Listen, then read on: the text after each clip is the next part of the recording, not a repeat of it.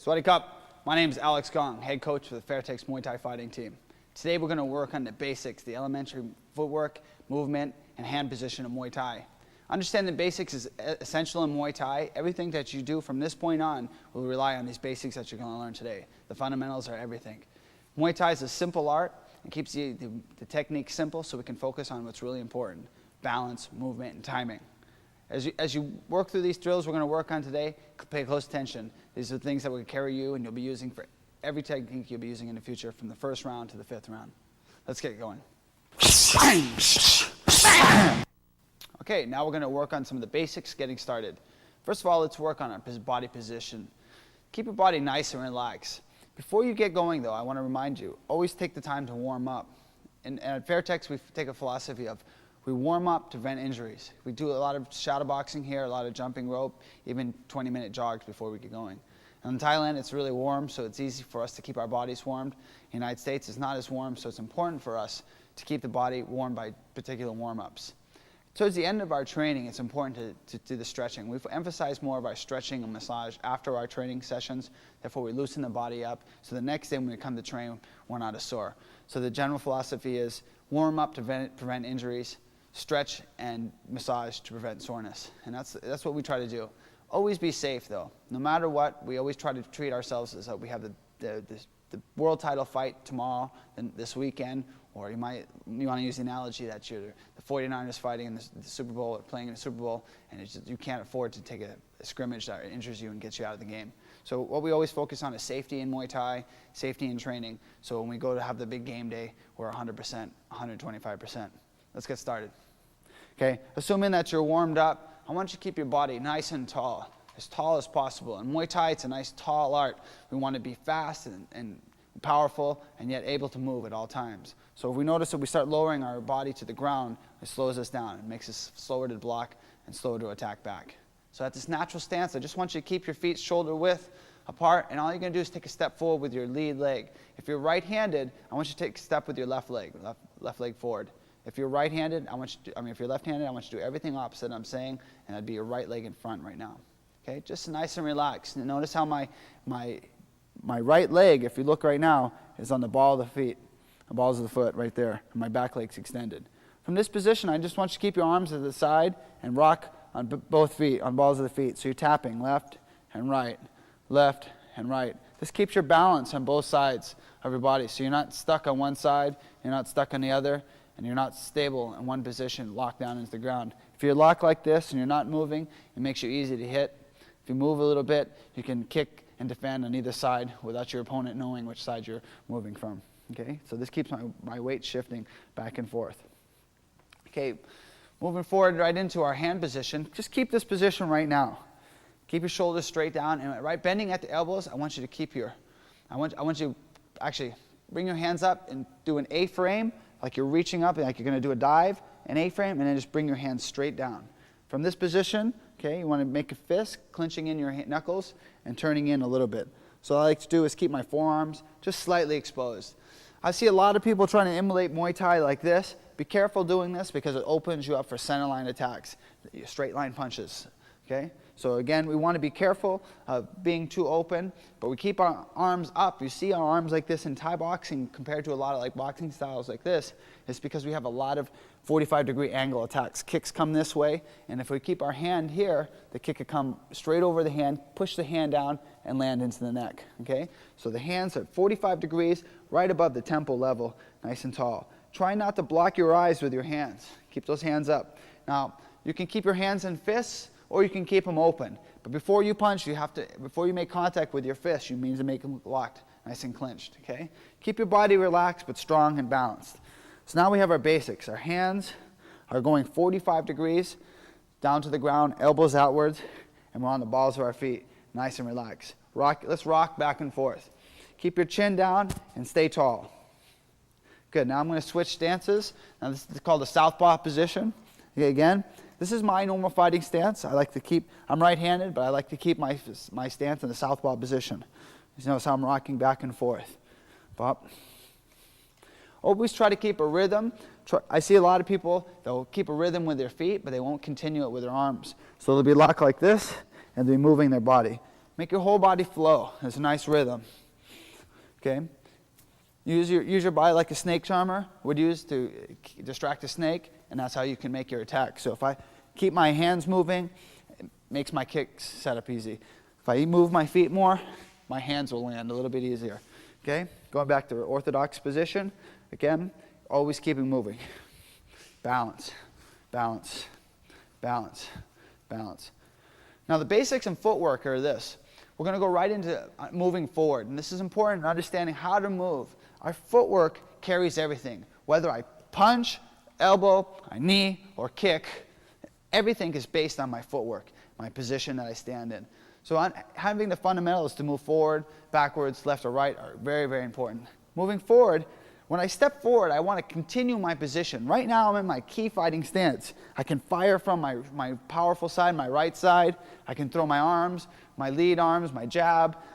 But my power is really sitting on this rear side here. So keeping my left leg forward for a right-handed fighter is essential. So if I step forward, I don't want to have to sacrifice my body position. Notice how a normal footwork is. I step left foot, right foot, left foot, right foot.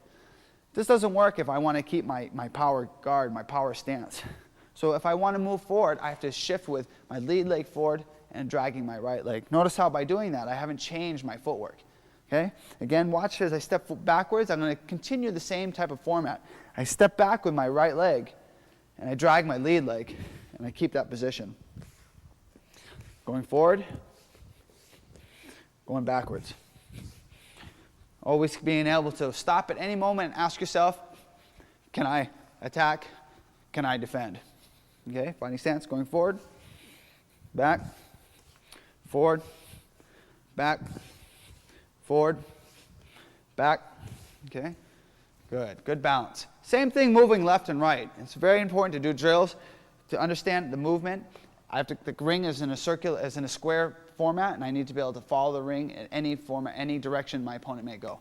So if I have to cut over to the left, I still don't want to give up that strong position that my legs carry when I'm in my fighting stance with my right leg cocked back. It could be your left if you're southpaw, left-handed. Now look when I step over to the left. I step over my left leg, and my right leg follows. Left and follows. Left and follows. Same thing with the other leg. Good. Keep tall. Hands up. Hands up. Now there's 3 types of zones in Muay Thai for fighting. We have our third zone, which is far away. This is a zone where I have to step in to make a contact. I have to step in a little bit before I can make any reach to my opponent or target.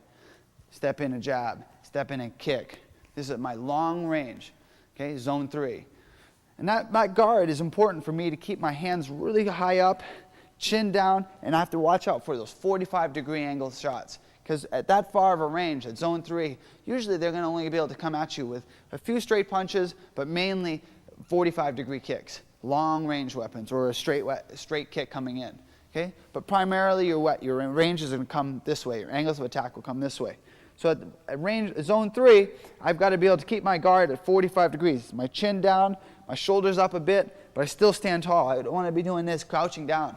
Keep my legs nice and tall. Zone 3. At zone 2, I step in, they're a little bit closer. Now we're in boxing range, we're in contact range. So the chance of me getting thrown a right punch or a straight center line shot is very high. So now I change my guard, and it's also harder for them to land those 45-degree headshots because we're closer now. So now I'll change my guard a little bit to being more forward. Not to say I can't forget about those 45-degree head kicks. I still keep aware of that, but my guard is mainly adjusted for straight shots. Well, now I've cut my guard in. I'm still aware of where my balance is. I'm fighting stance, watch. Good. Okay? Just keep it there. Nice and tight. Okay? Relax your body, but when you have to, be able to lock up, tighten up, and position and ground your legs into the ground so you have good stability. Now the third range, the third zone, is right and tight. This is elbow and knee range. Okay? And it's just good to know this. Pretty much, you're going to be locking in. You're going to be locking in with your opponent, and you're going to be closing and holding their arms in. Most likely, you'll be kneeing or elbowing, so keep your chin really tight. This is a dangerous area for your face. You want to watch out, make sure you don't take shots. Of all the things you have to focus on is protecting your chin. It's very, very important. So let's review a little bit what we've done. The basic stance is so important. Keep your body balanced on both sides. Don't let go, don't be unaware of being on one leg or the other, like this, where you're locked down. It makes you slow. If I keep my weight like this, they can kick me on this side, kick me to this side, it's easier. Okay, it's not to say they will always be able to, but the chances of them are better. Finding stance. You want to stay good and tall. You want to make sure that you focus on the basics to build upon this. This is everything you do from now on. It can be the foundation of what you're going to build on. Everything starts from here. Okay, so take your time with this. Make sure at all times, stop when you're training on the heavy bags, you're training with a partner, you're training with your pads. Look down at your stance. If you're like this, ask yourself, can you attack, can you defend? Because that's what you're learning how to do right here. You're learning how to attack and defend in combative sequences. Okay, so you test yourself all the time. Look at your stance. Sometimes when I'm teaching a class, I just have freeze. I freeze the class and I ask them, look at your stance. Can you attack? Can you defend? What would happen if somebody kicked you if you were in this position? What would happen if they punched you and you were in this position? Where are you? Where's your position? And that's what you want to work on. I don't care if you're a world champion or this day's your first day. Every punch and kick and technique that you do will be based upon the footwork that you're learning right now. Right now. This is the same training that professional world champions have to practice every single day. So focus on this. Try to learn 1% a day and it'll work for you. Okay, be safe, train hard. All right, well this concludes some of the basics that we learned, but I want to emphasize that the importance of this, all the things that we worked on, the footwork, the hand position, these are very, very important techniques that you're learning. Everything that you do from here, again, I can't emphasize this enough, is going to be based on what you learn right now. If you only have one technique and you have that down perfect, it'll be good enough for you, okay? It will work. So make sure that your fundamentals are very strong. Be very, very safe when you're working in Muay Thai. It can be a very safe art. The fighting, it can be hard, but training should be very safe. At Fairtex, we don't have many injuries because we focus on safety. We make sure that we train like professionals, and we emphasize on safety in all our work routines. One of the things that has helped me focus to become a good fighter is to become an excellent master student. I always try to focus on how do I learn better? How can I be a better student? And that's the thing I've learned about Thai boxing and the people who are great at Thai boxing is that the masters or the great fighters always master students. And if I've learned anything from the masters I've worked around is that their minds are open and always looking to learn. So keep an open mind, stay focused, and work on these basics because it will help you in everything you learn for the future.